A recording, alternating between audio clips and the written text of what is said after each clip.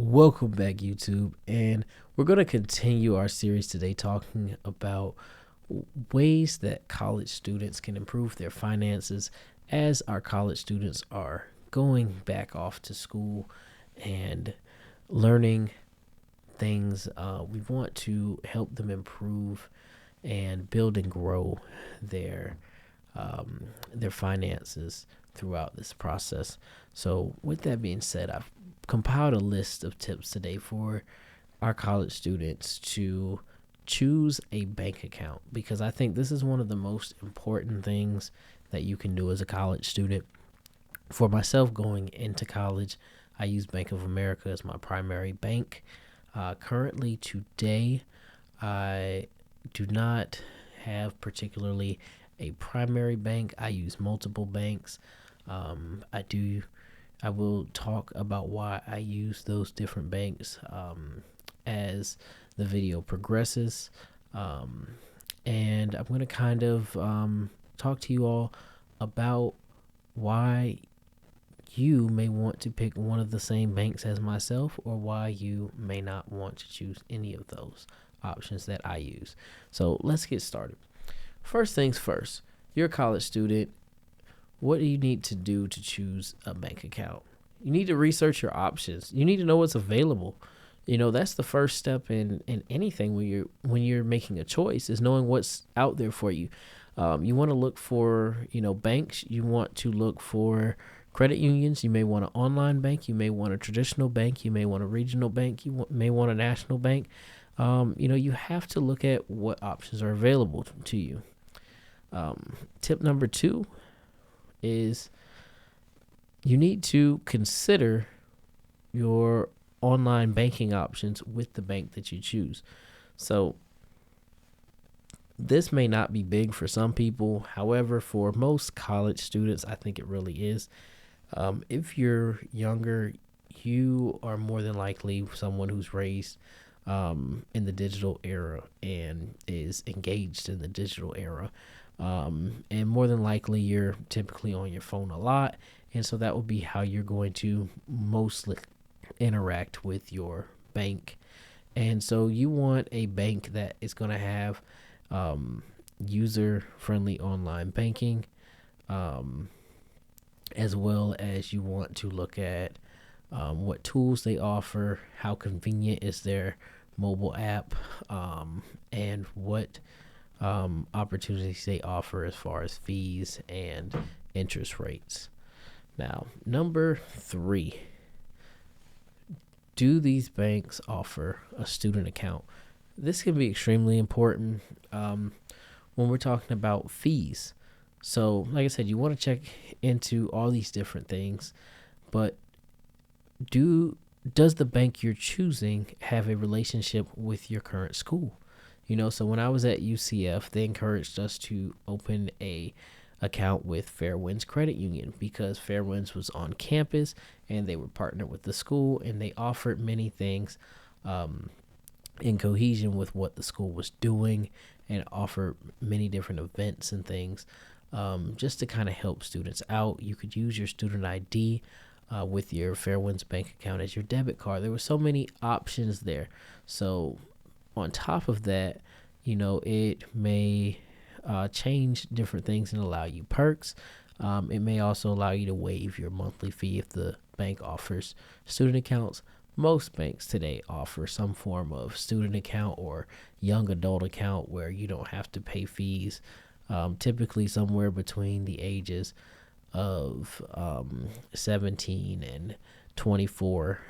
It varies. Some banks go a little bit lower. Some banks may go a little bit higher. Some banks may just say you have to prove that you're still enrolled in school to continue to get that discount. Now, number 4, fees and charges. So you definitely want to pay attention to what fees that bank has and how those fees are going to affect you. So if you are, a college student, you may not want a monthly maintenance fee on a bank account.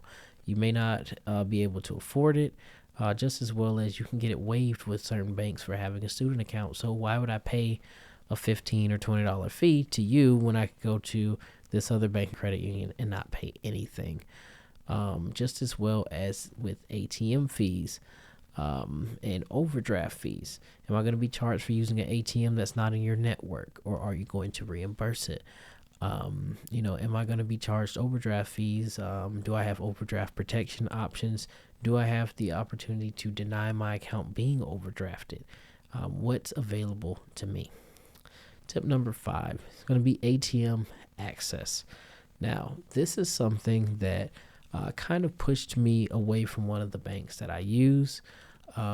It was really hard for me to get access to a ATM that allowed me to deposit and withdraw, because the closest ATM that this credit union offered to me, it's very close to my house. However, that ATM is typically always out of service, so I'm forced to go somewhere else if I want to deposit, and that just kind of became a hassle and got rather aggravating, having that problem over and over again. And it was a co-op ATM because that particular bank isn't in the same city as me, so it just made it a little bit of a hassle for me when it came to dealing with ATMs and cash transactions and checks. So I kind of steered a little bit further away from them. Number 6, going right back, mobile and online banking. Definitely check and make sure that not only do they offer online banking,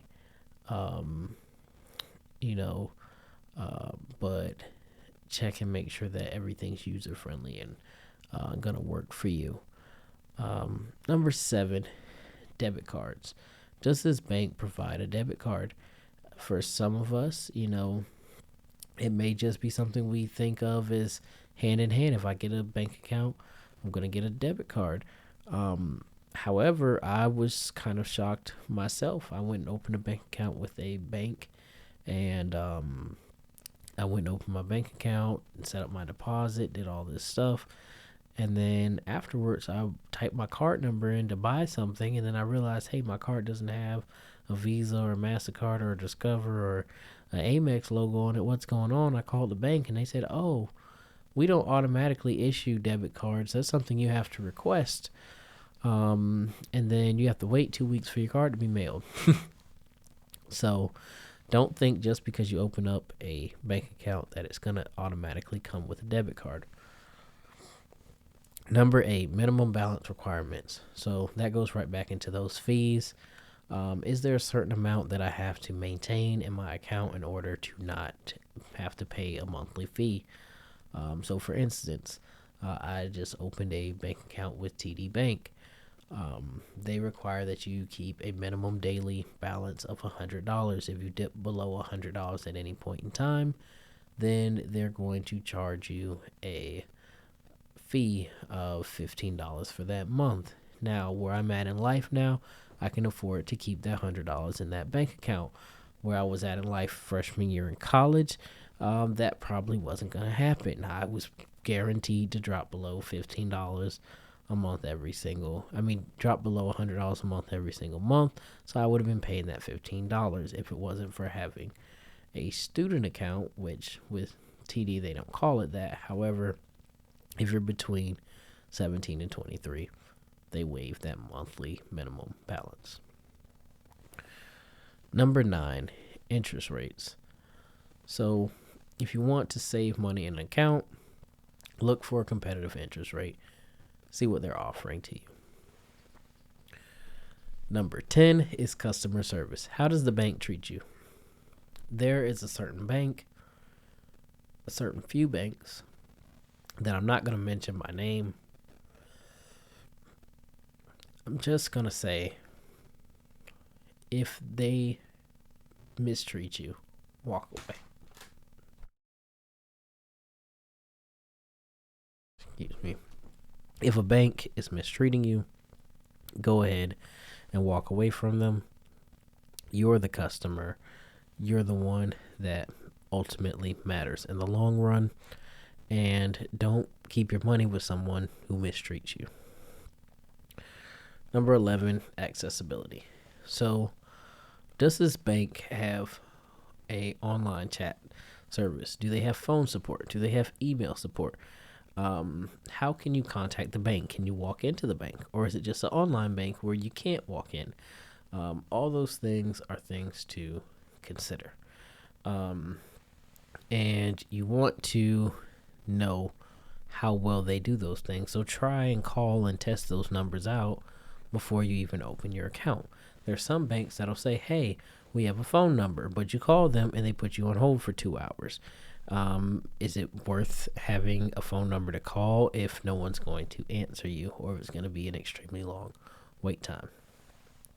Number 12, kind of a continuation of accessibility, but branch locations.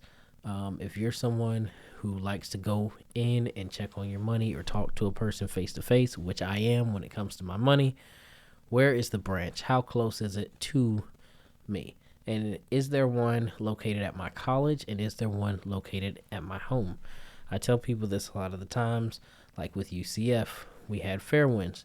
Fairwinds is great because it's right on campus and you can walk, down to the student union and go to Fairwinds and speak to someone in person. However, if you're not from Orlando and you're going back home, when you leave Orange County, what do? There's no Fairwinds back home, so your only option is to call.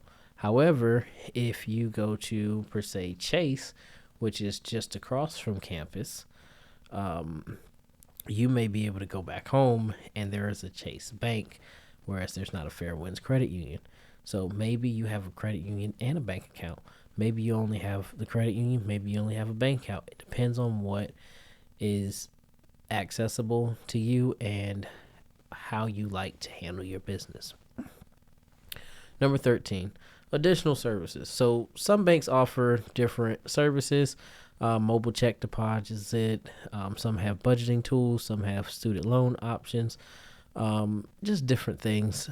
So look at what additional services your bank offers and see if they mean something to you, and that's something that you would want if it's a make or break, or if it's just something additional that you like that bank offers.